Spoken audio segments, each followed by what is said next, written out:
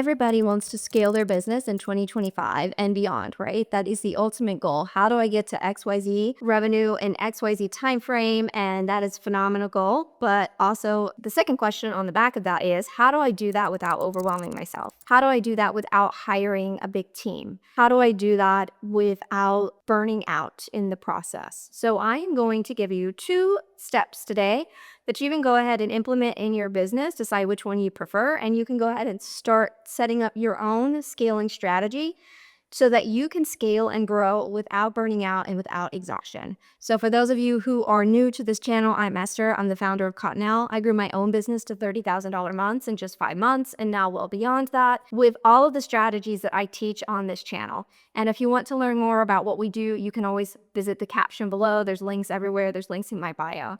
But the biggest question, again, that I get from and I see online is just, how do I scale without getting overwhelmed? Is that even possible? And the reality is it is, and there's 2 ways that you can do it without hiring this massive team. Now, at some point, depending on what your goals are, how lofty they are, how high in revenue you want to go, yeah, you might have to hire a team. But for this video, let's assume that you do not want to hire a team. The first thing you can do, and what I help my clients with, is strategically increasing your prices. And this is one of the easiest ways to scale a business. And so many of my clients actually struggle with this because they don't believe that they can charge XYZ for their offer. And so when they get on sales calls, they start stumbling, and then they can't close their calls. And so they go back to whatever typically it's like a $3,000 or $2,500 offer. And that's perfectly fine. So if you struggle with the confidence to show up and actually close your calls at a higher price point, what you can do, well, first, you can work with a mindset coach, because the reality is that's definitely a mindset step that you can work on. I've done it myself. It's stepping into the belief that you and the belief that you have in your offer, the belief that you have in what you do, and your ability to actually do this for your clients, all of which allows you and should incentivize you to increase your prices. So if you want to increase your prices, whether you're like, heck yeah, I'm already in, let's increase the price, or if you are struggling with a little bit of self-doubt, there's 2 ways you can increase your prices. The first is you can go online, you can do market research, and you can see what others in your industry are charging for similar offers, and then you can match that. So if there are, and I can almost guarantee you, if you're charging $6,000 for your offer right now, there is somebody out there charging $20,000. I find this over and over for my clients. I haven't found a client yet who's given me their price point, and I couldn't find somebody online who was selling at 3x that for the exact same offer, the exact same outcome. So the only difference between charging $20,000 and $6,000 is your ability to confidently close on your calls and your belief and conviction in charging that. That's it. So if you can focus on those 2 things, you can go in and triple your prices today and still have people buy. But let's assume for this that you just want to increase your prices, go from, $6,000 up to $12,000. Again, do market research. Market research is actually a really good thing to do psychologically because it allows you to see what others are charging. A lot of business owners started their business years ago, and they don't know the others in their industry that are brand new without any type of degrees or accreditations or whatever this business owner may have. There's somebody else out there who doesn't have that, who's selling a similar offer and charging so much more than they are. So market research can actually help you realize and open your eyes to, oh yeah, there's a lot, I charge a lot more than I'm charging. So that's the first thing. If you struggle with just increasing your prices in general for whatever reason, you want to charge more, but you're not sure, et cetera, et cetera, et cetera. What I work with my clients to do is to incrementally increase your prices by $500 for every 3 sales. So let's assume you're selling a $2,500 offer and you really want to charge more for that offer. But you, again, for whatever reason, it's just you're scared, maybe people aren't going to pay it, whatever. So on your next call, you're going to go through your normal sales call process, and when you drop the price, you're going to go from $2,500 to $3,000. And when you get that yes, you're going to do that 2 more times until you get 2 more yeses. Then on the next calls, you're going to bump it up to $3,500, and you just keep going until you either are comfortable, you're happy with the price, or you just keep going until you hit that resistance, right? That's a stock market analogy from when I used to work for Morgan Stanley and Merrill Lynch. What's the stock market resistance? How high can this stock go before it comes back down, or will it break through the resistance barrier? Again, it's an unknown, but it's kind of an exciting way to look at your business when you think about scaling and increasing your prices. So instead of going in with that fear of, oh no, is somebody going to buy this? You go in with that, that a little bit of that audacity saying, I'm going to sell it at, XYZ and I'm going to get a yes, right? It's all the mindset and of course the outcome. You can't put a $20,000 price point on something that's barely worth 1,500. So you as the business owner have to have that knowledge of your own offer and know that it's truly worth that and know that the outcome that you're selling is worth XYZ. So those are two ways that you can scale by increasing your price. Now, the other way to scale without overwhelming is something else that I do in my business, and that is with automated systems.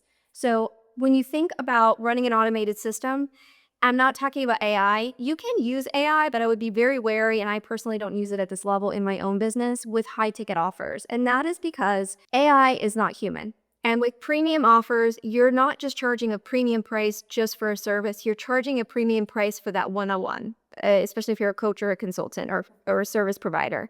You're charging it for that one-on-one, you're charging it for the access to you. So when you have the ability to have an automated system that's doing a lot of this for you, that's great. But when AI steps in, you lose that human component. And things can, unfortunately, right now go very, very sideways with AI very quickly. And the last thing you want is an AI bot messaging back one of your clients, answering what it thought was the question and giving them the wrong answer. Because premium clients, that's just one of the ways, that's one of the many ways to send them the opposite direction. So when I talk about automated systems, I'm not thinking about AI, I'm thinking about automated systems that are crafted, sending emails at specific times, texts at specific times, but all crafted. If you work with us, this is what I do for my clients, but whether you work with us or not, when I craft them, even if it's for my own business, it's crafted in my voice. So if I write an outbound message for a client, it's going to be very different from a message that I would send for my business personally, because I have to look at, what's in the market, what's the most enticing thing to put in that text based on that person's offer, so that when the person on the opposite end gets that text, they're more likely to engage, right? There's a lot of nuance into the texts. So when you hear all of these people saying, oh, you just put this into the text and that becomes your standard, you can, but for premium clients, you're going to get much better results when you personalize every single sequence. And not only that, personalize the emails, elevate your texts. It does not have to be personal in the sense that, it's every single text is coming specifically from you. It can be generic, but it still needs to be worded and framed in such a way that it ties into however you got their phone number. So if they came through a funnel, an opt-in funnel, book call funnel, and they opted in and gave you their contact information, when you text them, it needs to tie back to that action, because people are busy. Premium clients are busy.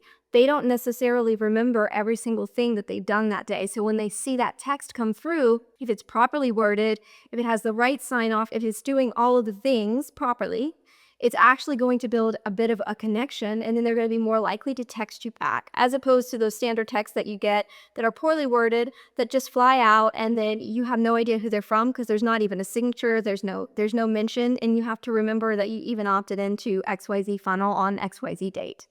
So when you were thinking about scaling with systems, you just want to make sure with premium clients that the system is set up properly, that it's not going to undo all of the work that you've done so hard to bring those clients through. And I see this time and time again where somebody has set a low ticket funnel into a high ticket offer, and then they wonder why the only people who are booking calls are unqualified, or they can't afford it, or they need to think about it. It's because that entire system from your funnel, because your funnel is tied to your system, is tied to your CRM, or it should be. So your funnel is part of your system. Your texts are part of your system. Your email nurturing is part of your system. Your appointment reminders are part of your system. All of that is part of your system.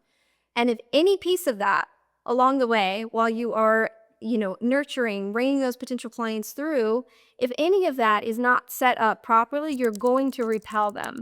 And then that's when you see, wasted ad spend if you're running ads, because you're going to see a high unsubscribe rate. So when you think automation, they are essential. I have them in my business. They're essential to keeping your client acquisition running, but it has to be set up the right way. And especially in 2025, there are more options now for your dream client. For every time a dream client comes across your ad, if you run ads, or even if you have a social media channel, for every person that sees your social media channel, they are seeing 10 more Obviously, nobody can replicate you, but they are seeing 10 more channels with similar offers right beside yours, right? So if you're running ads, 10 of your competitors' ads are running alongside of yours.